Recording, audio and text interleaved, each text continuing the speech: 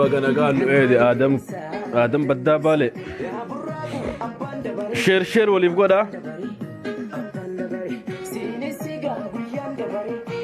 مين ده بالي أبشر بالي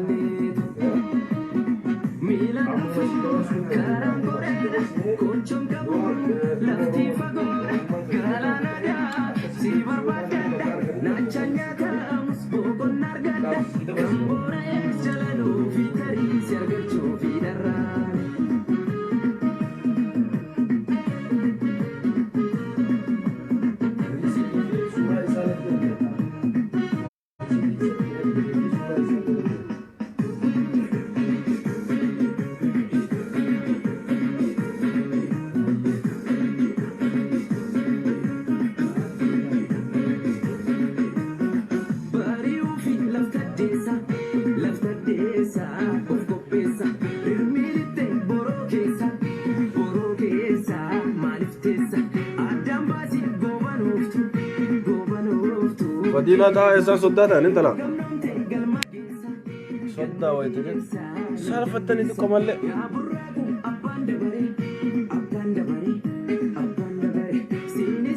من دباري أبشر بولي أبشر بولي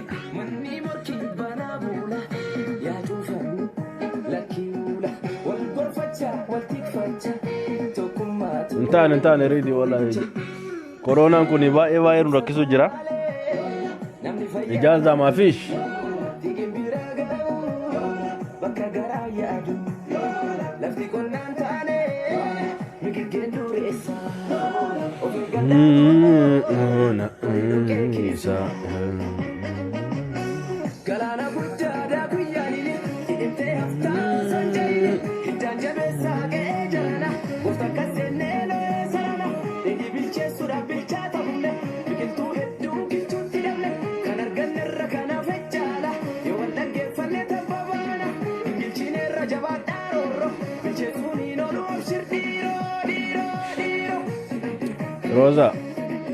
روزي جوار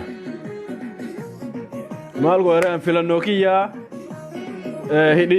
هدي قبض فيلا دي مال بلسان يا ام دربوم ما قبض تدربوم ما قبض موتيو فيلاتشو مرغا كينا مر افيلا نيفوچ كيتا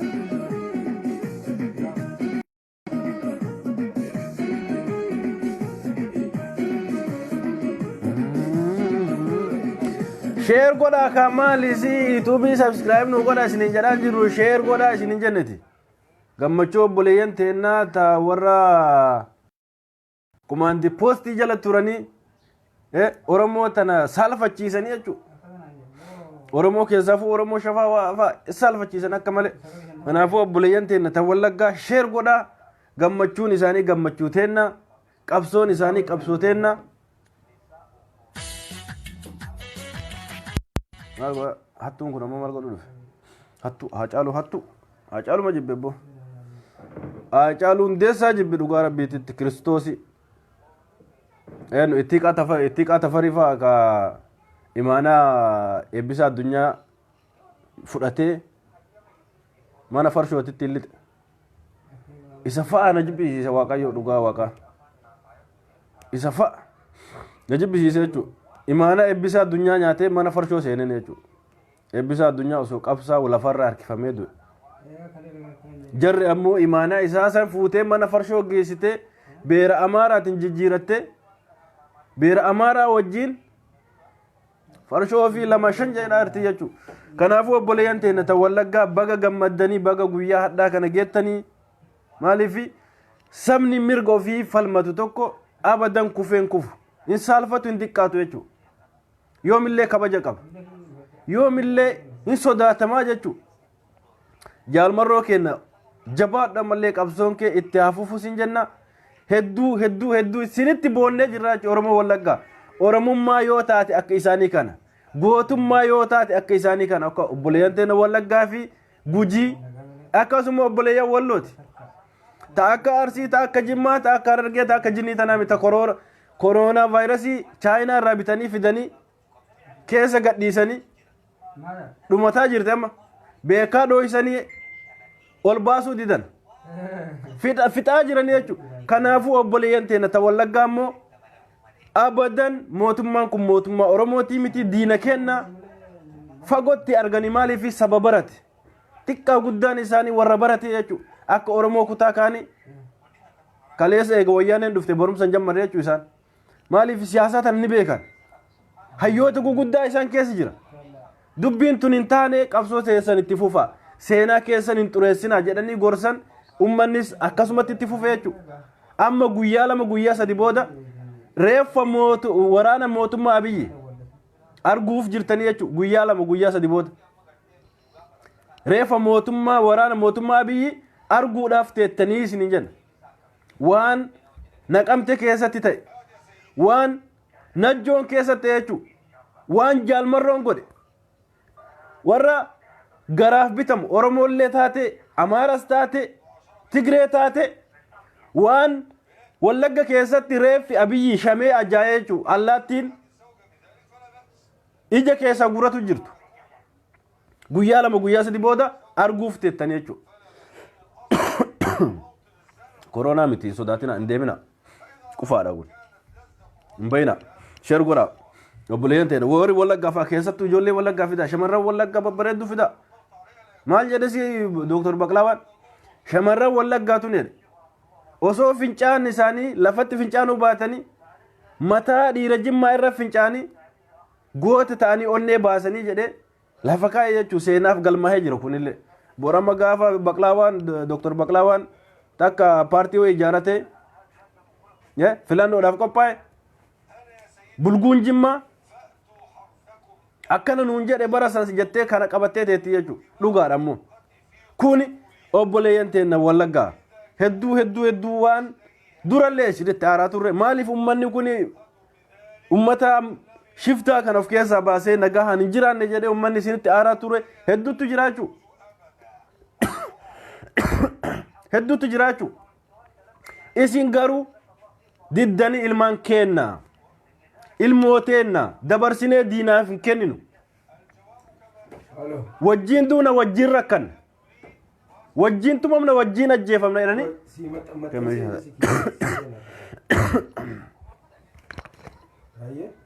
Koy maxxansaa jira amma barreeffama asirratti barreessuu jira.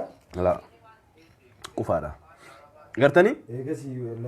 Ilmaan keenna jaalmarroon ilma keenna. Ijoollee waboo obboleeyyan teenna ilmaan teenna. Nuttu qabsootti ergate dabarsinee isinittiin kenninu jedhanii wajjin rakkatan diinagdee isaaniitis wajjin hiyyoomatan wajjin du'anii jechuudha. Kun hadhaan tan ammootiyyuu sabni falmate gaaf tokko ifatti bahuun isaa waan hin oolle jechuudha. Osoo yeroo sareen abiyyi garas erge akka ummata fixuudhaaf akka waraana woboo fixuudhaaf garas bobbaatetti ummannis waliin dhaabbatee woboo tana dabarsee ka kennu taate hadhaan seenaa Wallaggaa ni xuraayaa jechuudha. Seenaa bareedaa miti. Seenaa fokkisaa ofirratti galmeessanii jechuudha silaa. Hadhaan tan ammoo seenaa fokkisaa jalaa bahanii jiran jechuudha. Hadha seenaa fokkisaa kan ofirraa qabu Oromoo kutaa 10 jechuudha. Oromoo kutaa 10. Oromoo Arsii seenaa fokkataa qabdi. Oromoo Harargee seenaa fokkataa qabdi. Oromoo Shawaa seenaa fokkataa fudhatteerta. Oromoo Baalee seenaa fokkataa fudhattee jirti. Sababa maalii tokkummaa birmattee fi si maal qufa sawa? La ilaha illallah. Corona kaafne bakkaati.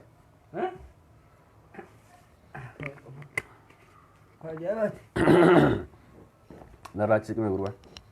Hin qabineeti. Garte? Oromoo Shawaa seenaa fokkataa ofirratti fuudhan jechuudha. Gaafa maastar pilaani jedhan Oromoon Wallaggaa, ka Najjoo, ka Dambidolloo, ka Naqamtee, ka baadiyyaa hundaa, ka takkaa Finfinnee tana bakka isiin jirtu quba hin qabne lafa Oromootu saamamaa jira jechuudhaan waliin du'anii jechuudha Oromoo Shawaa wajjin. Hadhaan tana garuu ka ficcisiisellee ka fixellee Oromoo Shawaati jechuudha seenaa fokkataa ofirratti galmeessan lammaffaa deebisanii. Ka Goobana Daacee Arsii irratti Harargee irratti seenaa badaa dalage ammas deebi'anii Oromoo Wallaggaa irratti seenaa badaa dalagan jechuudha. Obboleeyyan teenatti Shawaa tan ammootiyyuu amananii fudhachuu qaban. Ilmaan isaaniitti irra hedduu warri aangoo tan harkaa qabu. Ilmaan isaaniitti weellistoonni sagalee ummataa ta'anii gaafa ka isaanii sagalee ta'anii gaafa ka ollaa ammootiyyuu adabatanii farshoo dhugaa jiran jechuudha. Kuni ammootiyyuu abadan jalaa bahuu hin dandeettan jechuudha. Seenaa badaa jalaa bahuu hin dandeettan.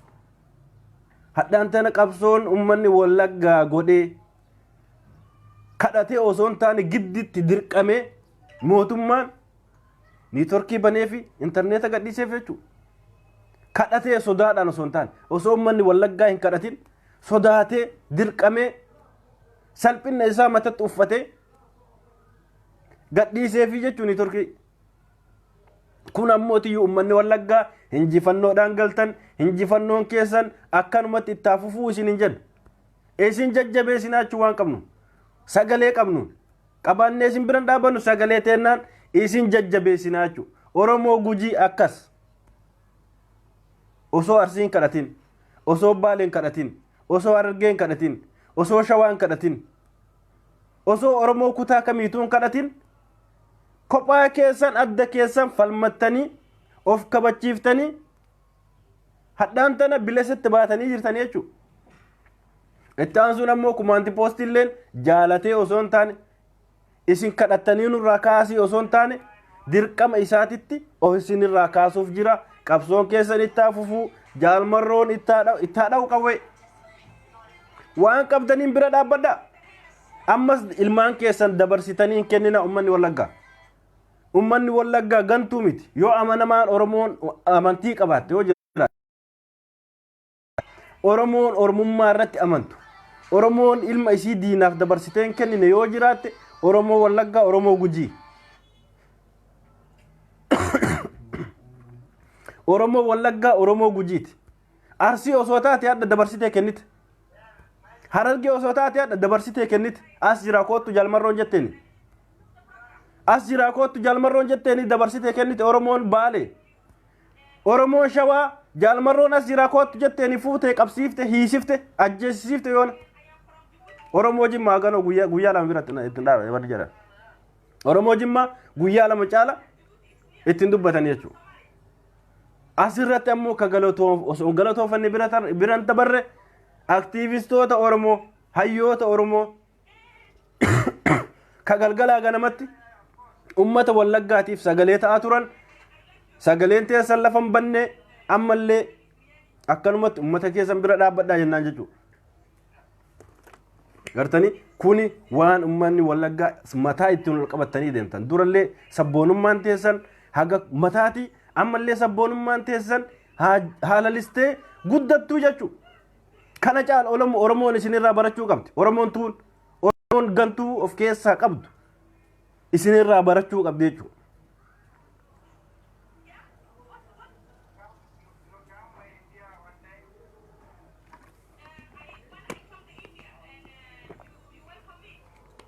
Garte wallagga mishiinarii jedhan wallagga Oromoo miti Amaara jedhan wallagga ijoollee buna jala dhuguddatte jedhan maqammaan ummata wallaggaatiin baasin jira. Hin dhageenye garuu ummanni kun gabbahee mootummaa kanan kadhan.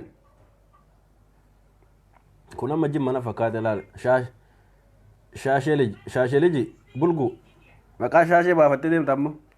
Garte namtichi malaaxaan rifeensa matarraa hin qabne Oromoo wallaggaa Oromoo miti jedhe mishiinarii jedhe Amaara jedhe Oromoo iyyuu miti jedhe Oromummaa irraa mulqe Oromoo wallaggaa garuu kanaaf gurran kennin ijoollee wallaggaa kanaaf gurran kennin ta mana madaamii jirtu waan dalagattu jaalmarroo ergite huccuu uffatetti bittiif qawwee bittiif waan qabduun bira dhaabbatti.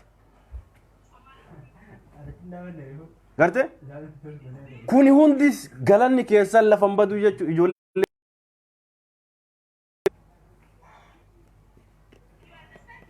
ammallee taanaan ijoollee wallaggaa mataa gubbaan jirtan jechuudha. Oromoo hundaaf mataadha.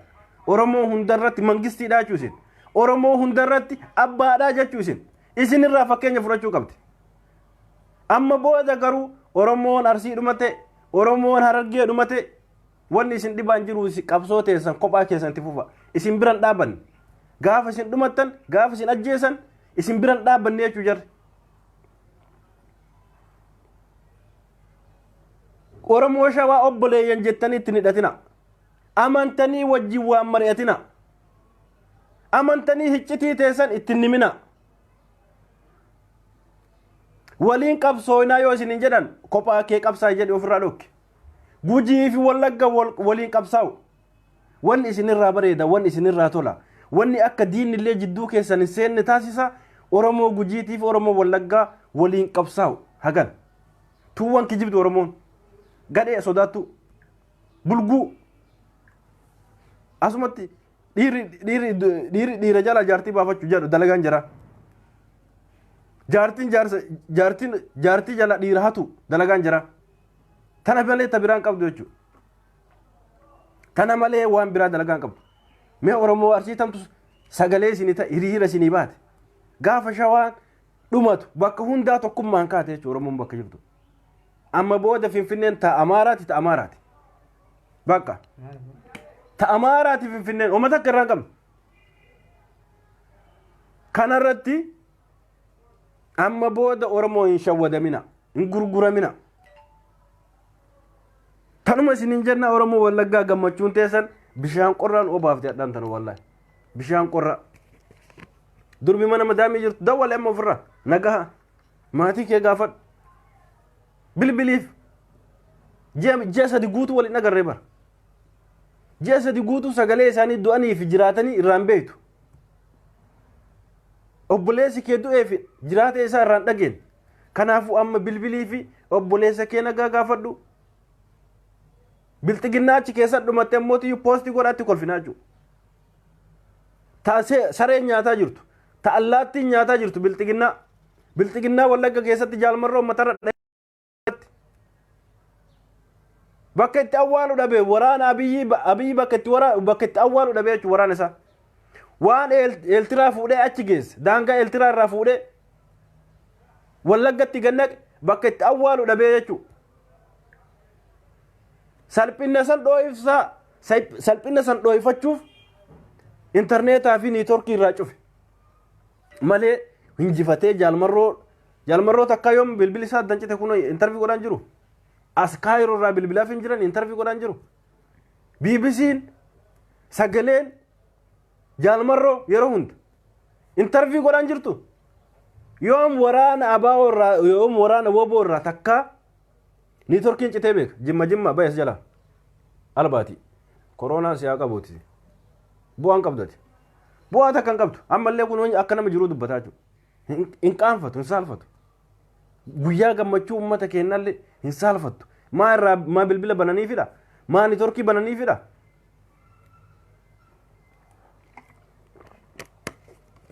Oromoo Wallaggaa ganaa isinuu bilisoomsuu deemtiti. Oromoo Jimmaa, Oromoo Arsii, Oromoo kutaa kamiitu Oromoo Wallaggaa ganaa isin bilisoomsuu deemti jechuudha. Ganaa maqaa isin godhuu deemti. Ganaa arguuf jirtanii jechuudha. Oromoo Wallaggaa yoo Abiyyi har'a kiiloo keessan baasin osoo Jawaarii fi Baqqalaa fi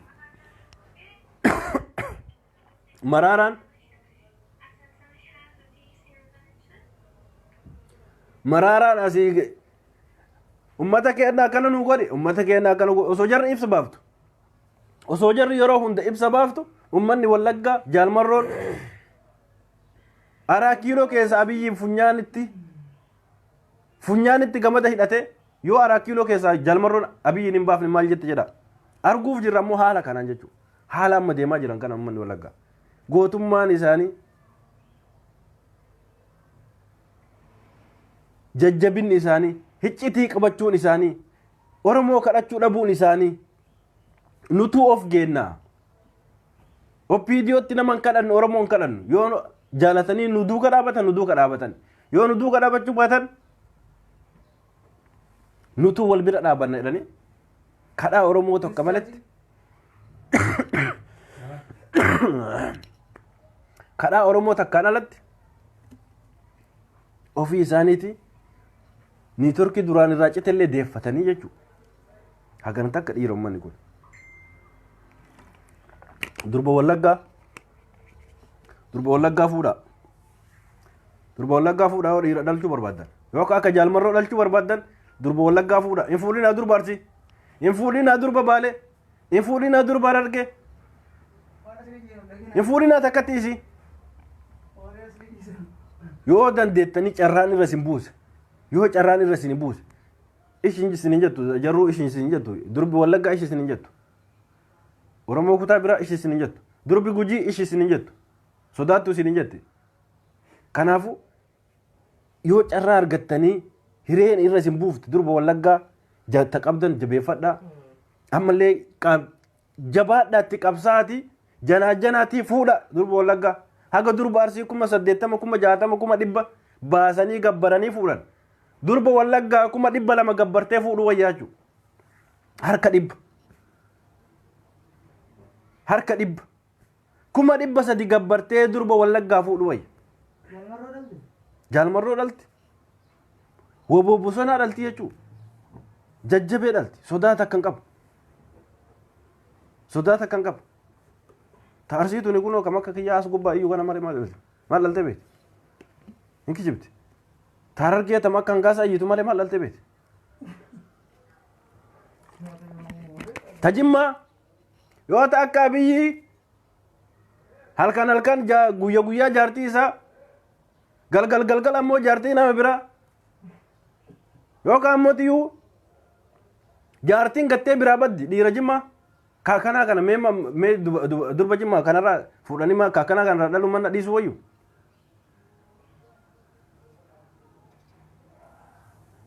Iftuu sanyii Jawaar Mahmad.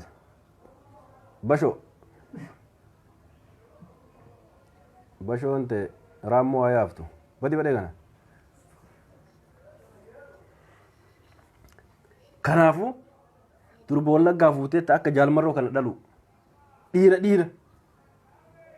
Dhiira qoma dabbasaa dhaluudha jechuudha. Jabaadhaa dhiirri keenya jabaadhaa. Durba Wallaggaa jabeeffadhaa fuudha. Itti maxxana. Ta qabdan gadi hin dhiisina. Ta Gujii itti maxxana. Irra du'aa fuudha. Ta Walloo itti maxxana irra du'aa fuudha. Durbi sadiinuma tana ta kutaa sadii tana. Ta kutaa sadii tana jechuudha. Durba Jimmaa mallaqaa fi yeroo takka waan jechuuf jana. Akkasuma.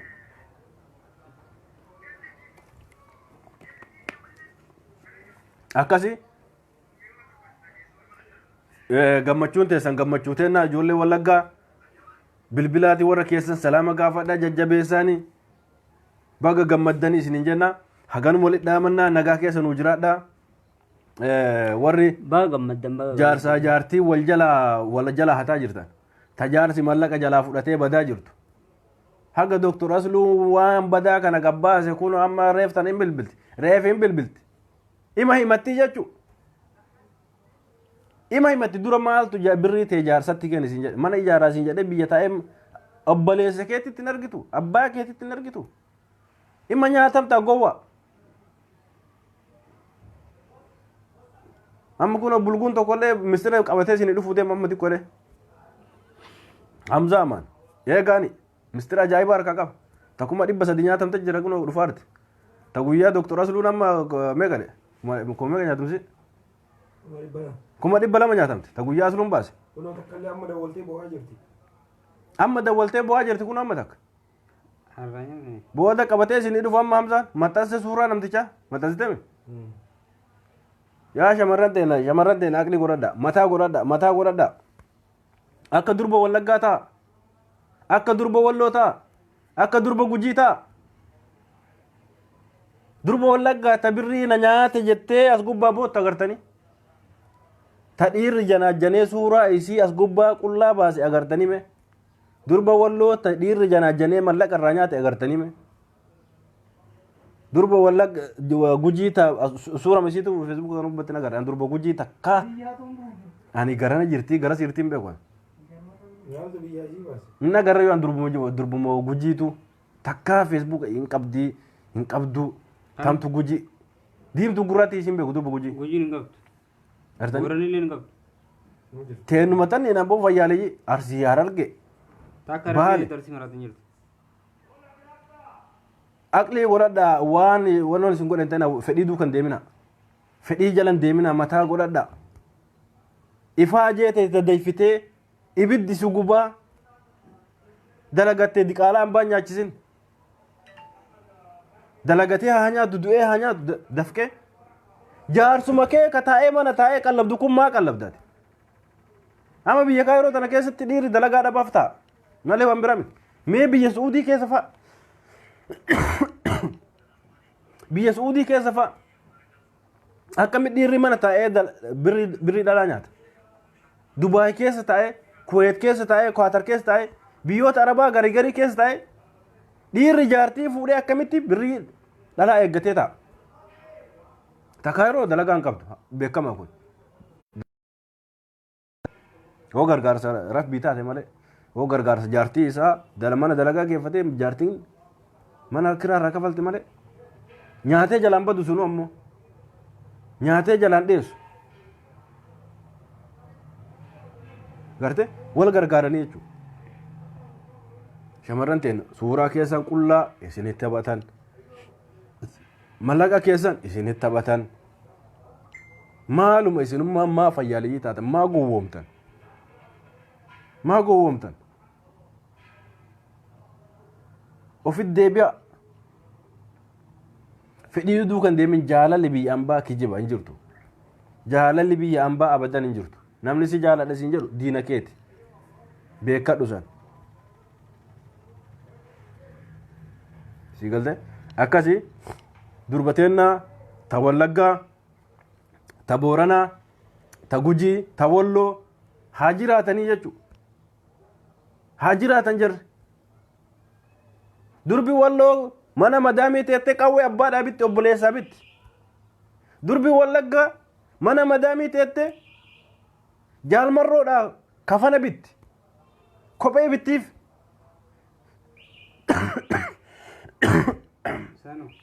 xiyyiitii bittiif isin ammoo kashlabbee akka kiyyaa dhidhiqateetumaaf leefii gubbaa bahee isinitti babarreessutti mana naa isii ijaarrattee ni baajaajii bittee fi taaksii bittee fi inni nagaan dalagata kaaf kaan bilooksi godhe ati boo'u ol deebitee booyu osoo haadha abbaa keetitti kabaja goote haadha abbaa keetirraa ifaajee isaan sirraa qaban sirraa irraan kafalin kashlabbee gandaa baran mallaqa nyaachiftaa jechuudha kashlabbee gandaa qabsaa akka kiyyaa kanatti argama gartanii kun salphina guddaa du'a guddaa wallaahi wallahi akka doktor asluun kolfaa isin kofalchiisaa isin dubbatu sanii miti tareef asluu sun haa taatume ta amma dhuftee hamzatti matu tana na ajaa'iban ta amma dhuftee hamzatti boottu tana na dhiban kuma 300 na nyaateetti kuno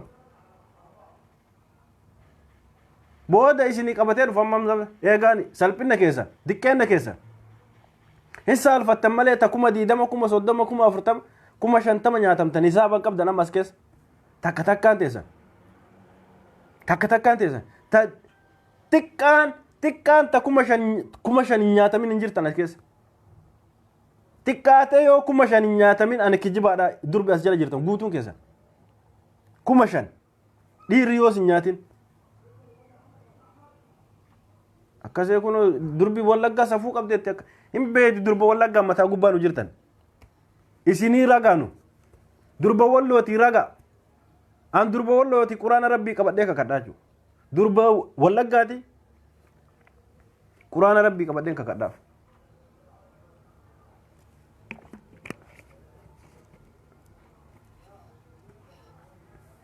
kanaafuu akkas jechuudha ati siifan intala arsii shaashee kabaja qabda biyya kabajaa jirta biyya jaalalli jiru jirta us jedhi taa'eeti heerumi yoo kaayiroo keessatti argatte dhiirri kaayiroo kabajaa namaaf qabdi dhiirri kaayiroo afaaniin haa baalaydu malee haa janaajjantu malee mallaqa dhalaa fudhattee mana ijaarattee bilook hin gootu hin jirtu jaartii isii gaafa isiin guyyaa arfii ijaazaa nagaan dhuftu nagaan taphasiiftee dagachiiftee waan mana madaamii keessatti taate hunda dagachiiftee kolfaa gammadaa guyyaa 26 dalaydee deebiti jechuudha jaartiin warra dhiira kaayiroo kabaja qabdi jechuudha dhiirris kabaja qaba durbis kabaja qabdi wayita amma asii isin laalan wayita amma achi as laaltan isin fageenya irraa waan as laaltan tokko maqaa balleessa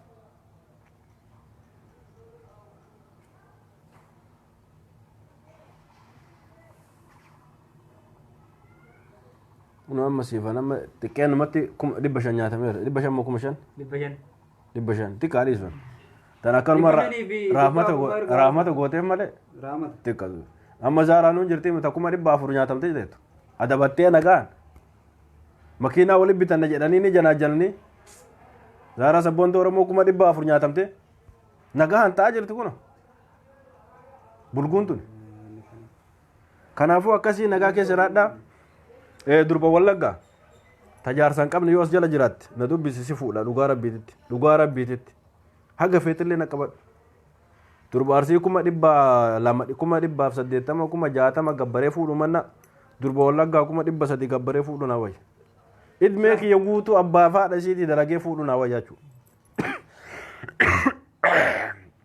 na qufaasalleeti du'aa naa godha guyyaa tokko wakii akka Jaafar Abdallaa dhufee isinitti boon kiyyan oolu akkasii jechuudha saamee gatti liibisen tabbo shaayee daawwatanii shaayee ganii mucayyoon amma dhufaa jirti eegaan ministeera durba teenna eessa isiin arsi ministeera jaabadhu jira abboo rabbi sodaa dhiisee dhimmee amsa inni matiin dhumte lafarraa dubri teenya laa inni matiin iyyuu maqaan arsii badeetu obbolees kiyya tareefu himattu arsi ta'amma himattu arsi salphinna balaan buute balaan isin buute yaa shamarran teenya taarsi wallahi salphinni isin buute hamza dhiistu naateetu wallahi gurbaa bilbilaan dubbisu malee salphinna tareefu ta nyaatamtee badde arsi takkuma 200 nyaatamte diqqeenumatti gaduma diqqeessinee 500 dhabne jechuu bara wallahi salphinna guddaa zaara durba arsiititti alaafii ta'ii durba arsii gorsi durba arsii gorsi salphette wallahi du'a wallahi yoo dhugaan intalli tun ka arsii taatu ati baddanii jirta akka malee yoo dhugaa rabbiititti xiqqeena guddaa amma aaree jira wallahi amma aaree akka malee aaree jira bakka akka malee aaree jira amma dhugama rabbiititti Hai naan jedha achiin si dhiibe achiin asiin si. Jeneraal Ibsaadhiin abboo ibsan baay'ee jiraate. Jeneraal Ibsaan beekame. Ati maqaa kabajaa kiyya kana xiqqeessuu dhiisi. Waa guddaa kana namatti raakuu. Maqaa kabajaa kiyya kana dhiisi. Jeneraal Ibsaa san jeneraal isaatiin hai jedhiiti achirraa si dubbisa. Wallaahi. Jeneraal Ibsaa moo? Dhumatti waldaa ibsaa jira. Ayyeesh. Maqaa kee barbaade. Gartanii? Inboxii Miskiin kee abbaa ilaalee bal'aa qabdu deebisisaa. dura nyaatee Salphina jira. guddaa wallaahi salphina guddaa. Lakkoo isatti kenne abboo himoo na dabalu. Imo yookaan imoodhaan daawwate tokko sii kennaa. Achumaan jira janaan lee nyaadhaani. Imo sii kennaati imoodhaan daawwate. Naana ka ibsaa sii kennaati. 500 dhabne siifan intala shaashee. 500 xiqqeennumatti. Ammaan tana. Dhugaa rabbiiti. Ammaan tana dilwaatti. Akkasii Hamzaan waan dhufaa jiruuf jalaa bahaa taa'a dhageeffadha salphina keessan. Salphina keessan amma tabiraallee amma dhufte tabira booyuu. Tabiraallee booyuu amma dhufte. Amma dhufte jechuudha. Himadha nama isin nyaate anillee yoo ka isin nyaadhe.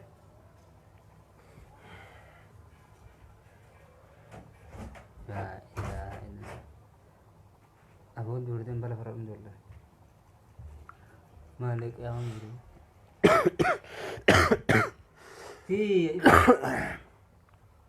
Dhiirti ittiin dhaqxee irraa fuutu sitti kenname. Ofii itti kennite jubbee. Dhiirti rakkoo qabdu warra. Jubbee kama dhugaa amma sodaadhe. Sa'iid Mahammad. Bulguu osoo ati jirtu akkamitti durbi arsii nyaatamti? Bulguu guddaa. Wayita kaan anattu sin bulchachaan hin jirtu durbi arsiiti. Akkamiin nyaatamti ijoolleen?